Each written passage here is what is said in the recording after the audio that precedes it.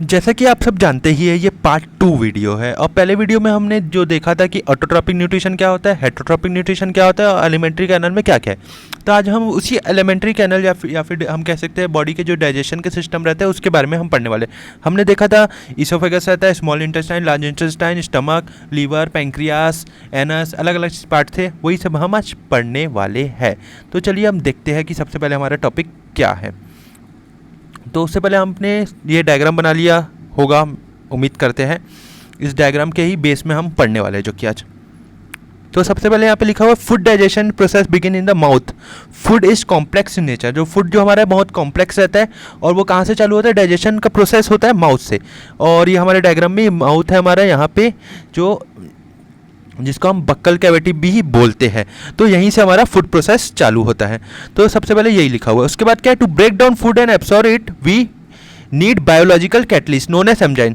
तो जो biological catalyst जो चाहिए रहते हैं, कैटलिस्ट क्या रहते हैं, जो फूड को डाइजेस्ट होने में हेल्प करते हैं, तो उन सबको हम क्या बोलते हैं, एंजाइम्स बोलते हैं। ठीक है, जो फूड को एब्सॉर्ब करने में मदद करता है बॉडी में। सबसे पहले दिया mouth contain salivary glands that secretes saliva. तो माउथ में क्या रहता है, सलाइवरी ग्लैंड्स रहते हैं जो क्या सिक्रीट करते हैं, सलाइवा सिक्रीट करते हैं। तो ये बंद हो गया है अभी, एक minute.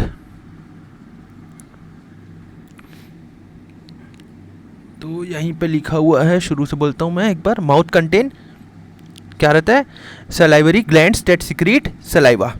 Saliva contain an important enzyme known as salivary enzymes. तो सलाइवा क्या कंटेन करता है, एंजाइम। उस एंजाइम को क्या बोलते हैं, सलाइवरी एंजाइम बोलते हैं। That break down starch into simple sugar. यानी हमारे माउथ में ही, यानी सिर्फ माउथ में ही वो सलाइवरी ग्लैंड जो रहता है हमारे, सलाइवा जिसका एंजाइम है, सलाइवरी एंजाइम्स, वो क्या करते हैं, सिंपल शुगर में हमारे जो अपन खाते हैं स्टार्च फूड खाते हैं उसको सिंपल शुगर में ही ब्रेक डाउन करना शुरू कर देता है, यानी वहीं पे वो कर देता है। उसके बाद क्या होता है, तो यहाँ से हम ये पढ़ा कि यहाँ माउथ में ही वो सलाइवरी ग्लैंड जो सलाइवरी एंजाइम्स जिसके अंदर रहता है, वो माउथ में ही स्टार्च को शुगर में, सिंपल शुगर में तोड़ देता है, ब्रेक डाउन कर देता है, एक तरह से बोल सकते हैं। उसके बाद नेक्स्ट है द फूड देन पासेस विवा ईसोफेगस इनटू द स्टमक। वहाँ से फूड कहाँ जाता है, ये हमारा ईसोफेगस, यहाँ से फूड कहाँ जाता है, डायरेक्टली स्टमक में। स्टमक याद रखना, पहले माउथ से ईसोफेगस से डायरेक्टली स्टमक में जाता है। हमारा ये स्टमक है, ये पूरा जो बना हुआ है यहाँ पे, ये स्टमक है, यहीं पे डायरेक्टली जाता है हमारा फूड। तो यहाँ आगे लिखा हुआ है the movement of the food inside the oesophagus occur via rhythmic contraction of muscles, this is known as peristalsis. तो है ना, फूड ऐसे नहीं धक्का दे के नहीं, वो कॉन्ट्रैक्शन से ही जाता है, अपने आप नीचे नीचे होते होते होते स्टमक तक चले जाता है। ठीक है, तो यानी फूड अब कहाँ पहुँच चुका है, हमको याद रखना है, स्टमक में पहुँच चुका है। मान लो आपने कुछ खाया है, पहले आपके मुंह में सिंपल शुगर में वो ब्रेक डाउन हुआ, उसके बाद ईसोफेगस से होते हुए वो स्टमक में पहुँच चुका है। ठीक है, जैसे कि हमने समोसा ही खाया, ऐसे ही मान लेते हैं हम, एजम्स कर लेते हैं, एज्यूम्शंस। उसके बाद क्या बोल रहे हैं यहाँ पे, देखिए ध्यान से देखिए, स्टमक कंटेन गैस्ट्रिक ग्लैंड। अब स्टमक में कौन सा ग्लैंड रहता है, गैस्ट्रिक ग्लैंड। माउथ में कौन सा था, सलाइवरी ग्लैंड। डेट वो क्या सीक्रेट करता था, सलाइवरी, वो क्या करता था, सलाइवरी एंजाइम सीक्रेट करता था। और यहाँ पे क्या सीक्रेट कर रहे हैं, म्यूकस सीक्रेट कर रहे हैं। हाइड्रोक्लोरिक एसिड जो हमारा बहुत खतरनाक सा एसिड है, अपनी बॉडी के अंदर भी रहता है। अब तो भी जिंदा है, आप सोच सकते हैं, यानी कि वो किस कारण जिंदा है वो भी हम पढ़ने वाले हैं। एक वॉल रहता है जो प्रोटेक्ट करता है उसको, यानी कि अपने स्टमक में एक म्यूकस का जो पूरा वॉल रहता है उसको वो प्रोटेक्ट करता है।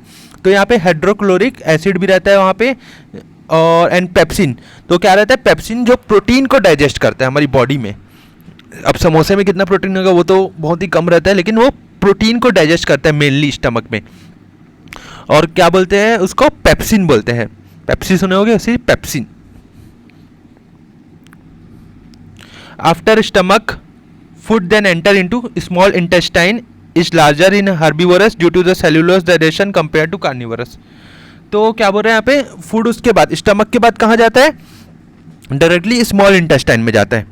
ठीक है, स्मॉल इंटेस्टाइन, और हर्बीवोरस में स्मॉल इंटेस्टाइन बड़ा रहता है, जो कि उसको ग्रीन प्लांट्स वगैरह हम खाते हैं, इस कारण गाय बैलों में तो और ज़्यादा बड़ा रहता है, ह्यूमन बिंग में भी बड़ा रहता है एज़ कम्पेयर टू कार्निवोरस जो जानवर रहते हैं।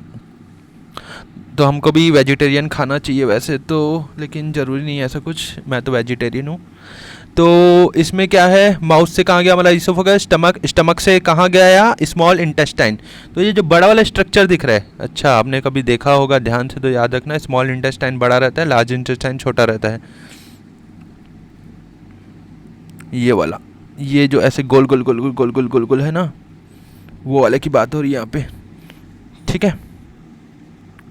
या कैसे मार्किंग करें, आगे देखते हैं।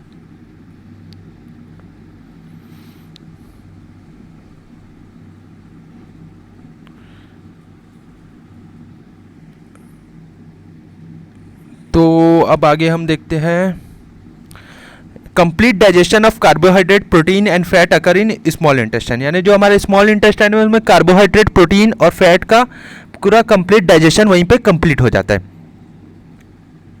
अब आगे है, small intestine receive secretion from pancreas and bile from the liver. तो पैंक्रियास से सिक्रीशन मिलता है उसको, और लीवर से बाइल मिलता है। Bile help in emulsification of fats where pancreas secrete enzyme such as trypsin. तो पेप्सिन जैसे सुने थे हम, पेप्सिन क्या करता है, प्रोटीन डाइजेस्ट करता है। ट्रिप्सिन जो प्रोटीन बच जाता है, स्टमक में डाइजेस्ट नहीं हो पाता है, उसका काम कौन करता है, ट्रिप्सिन करता है। तो वो काम ट्रिप्सिन करता है, और वो कहाँ रहता है, पैंक्रियास में रहता है। और लीवर से क्या होता है, ये बाइल जूस जो बोलते हैं जिसको हम, वो सिक्रीशन होता है। इसको हम रोटेट करते हैं वापस। तो याद रखना, लीवर में क्या होता है, बाइल, स्टमक में क्या होता है, बाइल जूस लीवर में हो जाता है, और स्टमक में हमने जो पढ़ा अभी कि पेप्सिन रहता है और प्रोटीन डाइजेस्ट करता है। पैंक्रियास में जो बचा हुआ प्रोटीन रहता है वो ट्रिप्सिन डाइजेस्ट करता है। उसके बाद intestinal walls contain gland that secrete intestinal juice. तो इंटेस्टाइनल वॉल रहते हैं जो क्या करते हैं, इंटेस्टाइनल जूस को सिक्रीट करते हैं। उसके बाद small intestine has villi that increase the surface area for the absorption of food.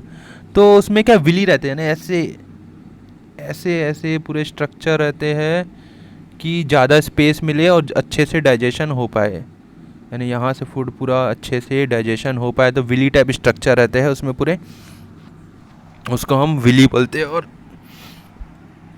उसके बाद है unabsorb food is then transfer to large intestine where water is absorbed. तो बाकी का जो अनअब्सॉर्ब जो फूड नहीं हो पाता है बॉडी से, वो कहाँ चले जाता है, लार्ज इंटेस्टाइन।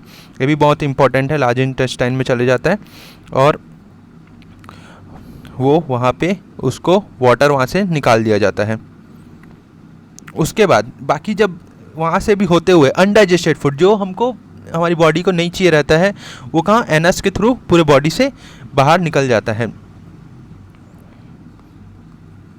तो ये लार्ज इंटेस्टाइन है। उसके बाद है एनस वाला पार्ट, ये नीचे में है, ये एनस वाला पार्ट। तो ये डायग्राम आप जरूर बना लेना, पिछला वीडियो देखे होगे तो आप जरूर बना लीजिए होगे, शायद जिसने नहीं बनाया बना जरूर लेना। बोर्ड एग्जाम में वैसे ये डायग्राम नहीं आने वाला, लेकिन आपको याद रखने के लिए ये बना लेना चाहिए। तो हमने ये पढ़ा अभी कि माउथ से जो शुगर को ब्रेक डाउन करते हैं हम, फिर इसोफेगस से होते हुए स्टमक में जाते हैं, प्रोटीन डाइजेस्ट होता है, फिर स्मॉल इंटेस्टाइन, फिर अपना पैंक्रियास और लीवर में बाइल जूस जो होता है सिक्रीट, फिर लार्ज इंटेस्टाइन में जो बचाव खुचाव हो जाता है, वाटर अब्सॉर्ब हो जाता है, फिर एनस से जो ज़रूरत नहीं रहती है वो बाहर निकल जाता है। तो यही हम पढ़े हैं। उसके बाद जो हम अगला वीडियो पढ़ने वाले हैं वो रेस्पिरेशन के बारे में पढ़ने वाले हैं। तो इस वीडियो में हमने यही पढ़ा कि हमारे बॉडी में कैसे mechanism of digestion of food काम करता है। इसके अलावा आपको लगता है कि इसमें कुछ छूटा गया तो आप कमेंट ज़रूर कर सकते हैं। तब तक के लिए थैंक यू, और चैनल को सब्सक्राइब ज़रूर कर देना। Thank you.